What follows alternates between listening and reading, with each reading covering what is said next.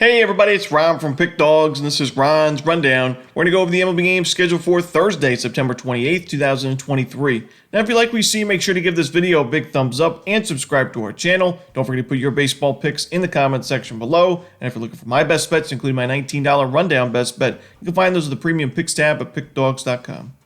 Alrighty, let's get into it. Here are the games for Thursday in Major League Baseball.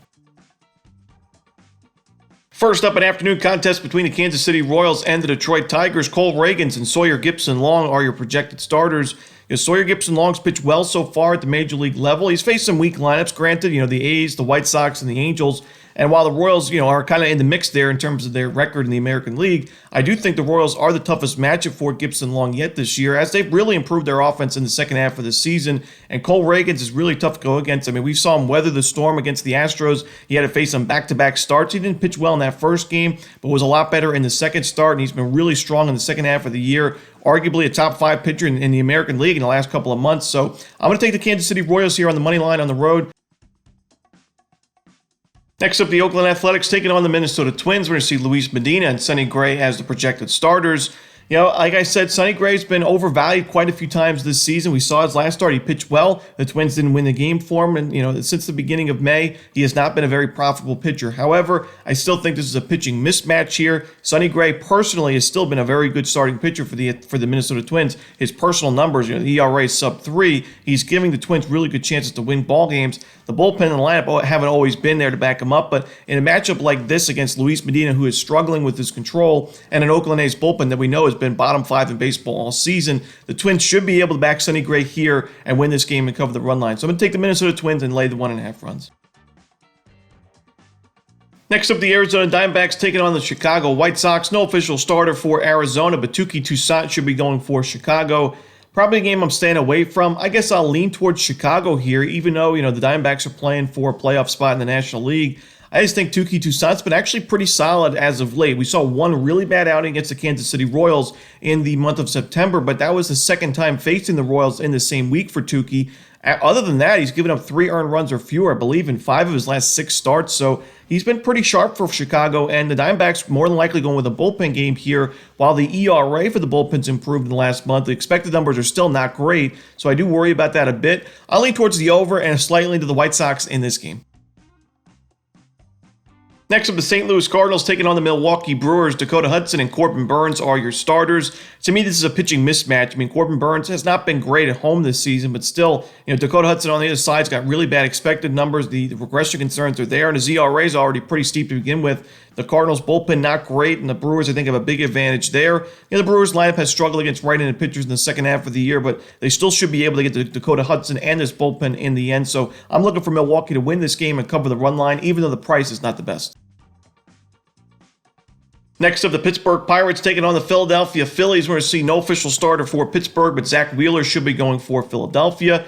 Wheeler, just in time, is pitching really well down the stretch this season. He had one bad outing against the Atlanta Braves. It's understandable with how good the Braves have been offensively, but then he faced the Braves the next start the same week, and he was really sharp in that next game at Truist Park. So a nice bounce-back outing there for Wheeler. He's been good, like I said, in 4 of his last 5 starts. He should pitch well here. The Pirates bullpen, more than likely going with a bullpen game here. While the bullpen's been solid, I just don't trust it too much against this really strong Phillies lineup that's crushing lefties and righties in the last month. So for me, I'm going to take the Philadelphia Phillies. Similar to that Brewers game, we're probably not going to get a very good, same thing with the Twins game, probably not going to get very good prices here, but I'll lean towards Philadelphia, lay the 1.5 runs.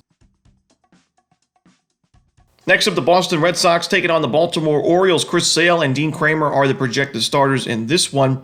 Now, Chris Sale's faced the Orioles 3 times this season, and he has an ERA above 13 in those games. It makes sense when you look at, this Orioles lineup does a really good job at limiting strikeouts against lefties. They get on base via the walk, and that's concerning for a strikeout-dependent starter like Sale, who's had control issues throughout his career. And, although the Orioles' numbers in terms of their OPS and isolated power aren't the best against lefties in the last 30 days, they still should be able to get to Chris Sale in this ballgame. And Sale's not been great on the road this season with an ERA just below 4.5. Dean Kramer, we talk about it all season. He's been the most profitable pitcher in baseball this year. Despite the Orioles, losing his last start, they're still 4-1 his last 5 games on the money line. I got to go with the Orioles in this game on the money line at Camden Yards. Next up, we go to Toronto as the Yankees take on the Blue Jays. We're going to see Luke Weaver and Chris Bassett as the projected starters. When I looked at this series, I thought the Yankees had their best chances at winning in the first two games when you look at the pitching matchups, because this final game here with Luke Weaver and Chris Bassett, to me, it's a pitching mismatch in favor of Toronto. Bassett's pitched really well at Rogers Center this season. Luke Weaver's pitched well as a Yankee thus far, but we still know he has a lot of issues giving up sharp contact and home runs, and I don't trust him here. He only had 3 strikeouts his last start against Arizona. The Blue Jays a much better lineup here. They should be able to get to Luke Weaver. Bassett should be strong against the Yankees lineup that we know has struggled against righties this season. Give me the Toronto Blue Jays here on the money line and run line. Next up, the Miami Marlins taking on the New York Mets. Jesus Luzardo and David Peterson, a pair of southpaws on the mound in this one. Now, for this game, Jesus Luzardo's not pitched too well on the road this season with an ERA just below 5. Peterson has pitched pretty well at Citi Field this year, much better numbers at home than on the road. The Mets as a team have been a lot better at Citi Field. The Marlins, a losing record on the road. Both of these teams have solid numbers against lefties in the last month, but I think I'm going to trust Peterson here at Citi Field. Like I said, he's been a lot better. It's been a night and day difference for him compared to, his road starts and Citi Field outings. I'm going to go with the New York Mets on the money line in this one. Next up, the Chicago Cubs taking on the Atlanta Braves. Marcus Stroman for Chicago, no official starter for Atlanta.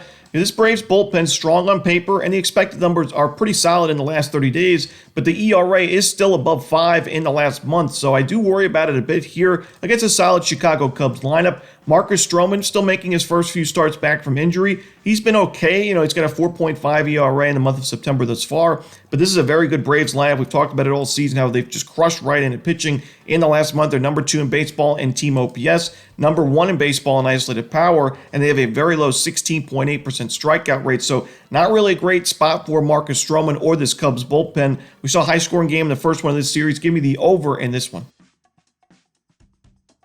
Next up, we see the Los Angeles Dodgers taking on the Colorado Rockies. Chris Flexen for Colorado, no official starter for Los Angeles. The Dodgers putting a lot of faith in their bullpen in this series. I say, why not? Even though it's at Coors Field, this Dodgers bullpen in the last month has the second best Sierra and an ERA at 1.85. So, in the bullpen game here doesn't really faze me too much with Los Angeles. And Chris Flexen, an ERA above 5 at Coors Field so far this season, facing a Dodgers lineup that in the last month, top 10 in baseball in isolated power against righties, top 5 in team OPS, low strikeout rate, high walk rate. The Dodgers should be able to pile up the runs in this game against Flexen and a very weak Colorado Rockies bullpen that has an ERA above 6 in the last 30 days. Give me the Dodgers here laying the 1.5 runs on the road. And your final game for Thursday's card in Major League Baseball, the Texas Rangers taking on the Seattle Mariners, should be the game of the night in the American League playoff race. And Jordan Montgomery, Logan Gilbert are the projected starters in this one. We saw the same pitching matchup last week at Globe Life Field. And in that game, the Rangers were victorious 2-0 in final score. Montgomery, 7 innings, a shutout ball, of course, with 6 strikeouts in that one. Gilbert wasn't the best, 5 2/3 innings. He had 4 walks given up and only 2 strikeouts. That's really the concern for me. Only 2 earned runs. It wasn't a horrible outing for him, but I'm worried a little bit about Logan Gilbert in this game because he hasn't pitched too well at T-Mobile Park this season, and he's facing a Rangers lineup that's crushing righties in the last month. They've crushed righties basically all season long. Gilbert, like I mentioned, at T-Mobile Park, which is surprising because it's a pitcher-friendly ballpark, has an ERA above 4. Montgomery's in really good form for Texas. He's given up 1 earned run his last 3 starts combined. Give me the Texas Rangers on the money line to end the night. And that's it. Those are the games for Thursday in Major League Baseball. Hope you enjoyed this video. If you did, don't forget to hit that like button and subscribe. And don't forget to put your baseball picks in the comments section below. Again, if you're looking for my best bets, you can find those at Pick Dawgz Premium. As always, this is Ron Romanelli. Good luck.